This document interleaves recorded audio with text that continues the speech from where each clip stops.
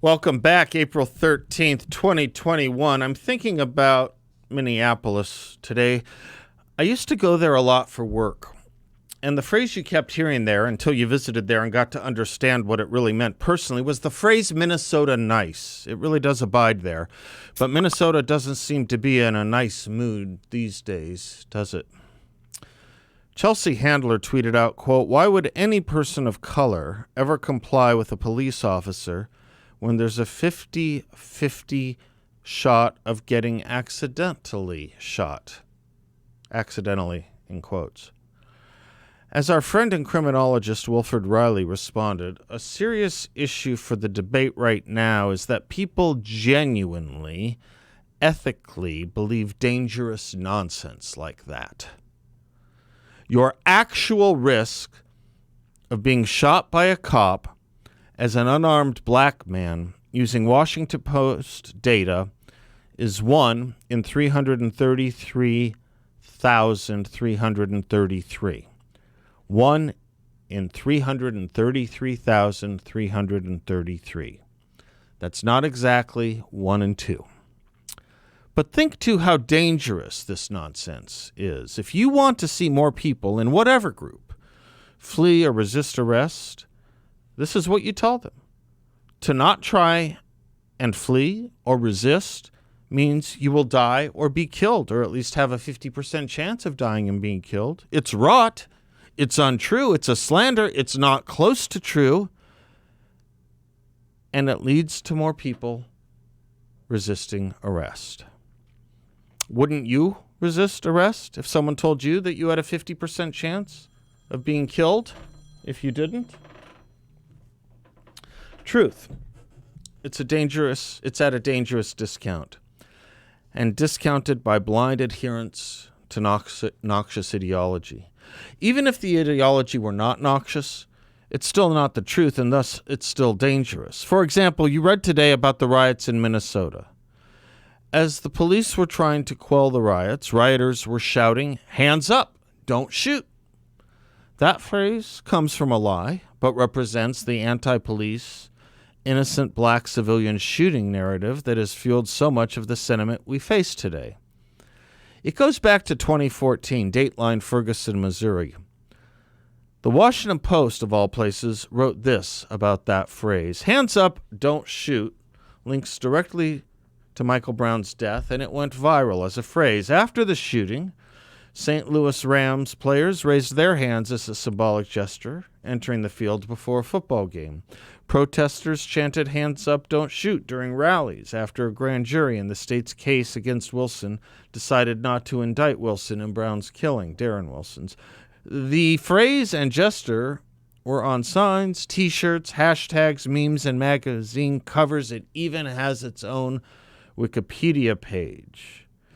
In November 2014, a grand jury decided not to indict Derek Wilson after finding that witness reports did not match up with the evidence that it was a bad shooting. Other witnesses recanted their original accounts or changed them, calling their veracity into question. In particular, the grand jury could not confirm at all that "hands up, don't shoot" narrative the way it was told after the shooting. On December 1st, 2014, 4 members of the Congressional Black Caucus repeated the gesture while delivering speeches on the House floor titled "Black in America: What Ferguson Says About Where We Are and Where We Need to Go." Each of the members held up their hands, and the image spread widely online. Yet the Department of Justice's March 4th, 2015 investigative report on the shooting of Michael Brown found federal investigators could not confirm witness accounts that Brown signaled surrender before being killed. The department's descriptions of about 40 witness testimonies show the original claims that Brown had his hands up were just not true. Some witnesses who claimed they saw Brown's hands raised admitted to federal investigators they felt pressure to tell that narrative that was being spread about after Brown's shootings. Others recanted their initial testimony, saying they had heard it through media reports or via social media but didn't witness it themselves. That's the truth, not that Michael Brown was innocent or a racist shooting of a black man took place as the black man was surrendering? No. Michael Brown was being stopped for robbing a convenience store. He tried to grab the police officer's gun in the struggle between the two. Query, why is there a struggle between an arrestee and a police officer? During that struggle, the police officer's gun went off twice. I'll repeat that. The police officer's gun fired 2 rounds because of the struggle with Michael Brown. Michael Brown also was crouching to charge at the police officer who shot him. This is twice after the gun went off, remember, because of hand-to-hand battle between Michael Brown and the police. Yet the narrative is exactly otherwise. And hands up, don't shoot, which was never uttered in Ferguson, is shouted at almost every riot, such as last night's. The message could not be more clear. The police are the enemy. That's one take on truth and how its discount costs human lives. John Hinderaker shows another aspect. Most of the Twin Cities metro area was under a curfew last night, he writes, leading to cancellation of a Minnesota Twins home game and other sports events. Rioting and looting were widespread in Brooklyn Center, where the police encounter with Daunte Wright took place, and elsewhere. The National Guard was deployed along with local law enforcement to try to limit the damage done by rioters. Brooklyn Center's chief of police held a press conference in which he referred to the riot, in which one of his officers was hit in the head by a thrown brick and had to be hospitalized. The assembled reporters, in their invincible ignorance, denied that they had seen any riot. I'll translate the audio for you from the press conference. Brooklyn Center Police Chief Gannon, quote, "I was front and center at the riot," close quote. Reporter, "There was no riot." Gannon, "There was a riot. The officers that were putting themselves in harm's way were being pelted with frozen cans of soda, and they were being pelted with concrete blocks," close quote. The correct term apparently should have been mostly peaceful protest.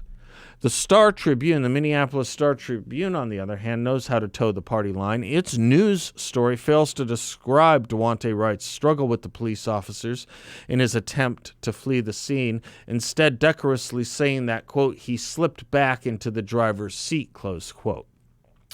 Then we get editorializing. Once again, a black man died during a police encounter. In an instant, the world's focus on Minnesota shifted from the trial of Derek Chauvin to a new outrage that brought street protests, promises of reform, and anguish over a relentless pattern of deadly police misconduct. For this, calling a riot and saying he was not planning to resign, the city council sought the police chief's resignation, and he has, in fact, now resigned. Was it not just yesterday I was reciting where the war on cops rages most fiery, crime is at its worst, and is on the rise? One small example. From Los Angeles and Houston to New Orleans and Minneapolis, the political response to the unrest over the past year has led to depolicing and a resulting record increase in violence. Already bloody, St. Louis hit a 50-year homicide high, a rate of 87 per 100,000 residents last year, a rate 3 times higher than Mexico and Central America. As Milwaukee announced slashing 120 officers from its police force, the city saw a 98% increase in killings. Philadelphia hit a 30-year high with 500 homicide victims in 2020 and more than 100 in 2021 thus far. As Progressive District Attorney Larry Krasner has dropped half of both drug and illegal gun cases, police have reduced vehicle and pedestrian stops by 72%. In 2020, overall arrests fell by a third, including a 20% drop for violent crime. Police Commissioner Daniel Outlaw grudgingly admitted the public officials' attacks demoralized police, encouraging depolicing. Over the summer, Portland Mayor Ted Wheeler, he defunded the Portland Police Bureau by $12 million and eliminated 3 police units. Chaos engulfed the city, and shootings went up 173%, and murders jumped an astounding 255%. To quote Carmen Best, former police chief of Seattle, remember her? Quote, "I'm done. Can't do it. It really is about the overarching lack of respect for the officers." Close quote. She's not alone. Across America's 50 largest cities, at least 23 have seen chiefs or line officers resign, retire, or take disability this year. Nearly 3,700 beat cops have left, a large proportion from the New York Police Department, but with big drops in Chicago, Minneapolis, Milwaukee, Atlanta, and elsewhere too. The Major Cities Chiefs Association told the Wall Street Journal that 18 of its 69 member executives had retired, resigned, or been fired over the last year. Oh, small note to the story. Vice President Kamala Harris, who has nothing to say about serious and multiple sexual assault accusations against the governor of New York. Vice President Kamala Harris, who has had nothing to say about the border crisis, which she was put in charge of 3 weeks ago with nary a press conference, speech, or interview. Vice President Harris weighed in on something that is not really a matter for the president's or the vice president's purview, a police stop and shooting in Minnesota. She tweeted, quote, "Prayers are not enough. Daunte Wright should still be with us. While an investigation is underway, our nation needs justice and healing, and Daunte's family needs to know why their child is dead. They deserve answers," close quote. Daunte should be alive. The answers seem fairly plain as to why he isn't, though. You had a person wanted on an arrest warrant who was pulled over for driving on expired license plates. That person then resisted arrest.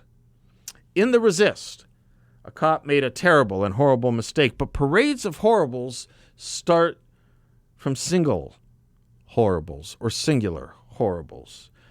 He had a warrant out for carrying a weapon without it being registered. Democrats tell us this should be at the height of enforcement. No? Enforcing gun laws? In any event, that crime was one. Crime two was not appearing before the court, hence the warrant. Resisting arrest was what then led to his being shot. Wrongly, of course, but query. Do we have a resisting arrest problem in America or a cops shooting innocent people problem in America?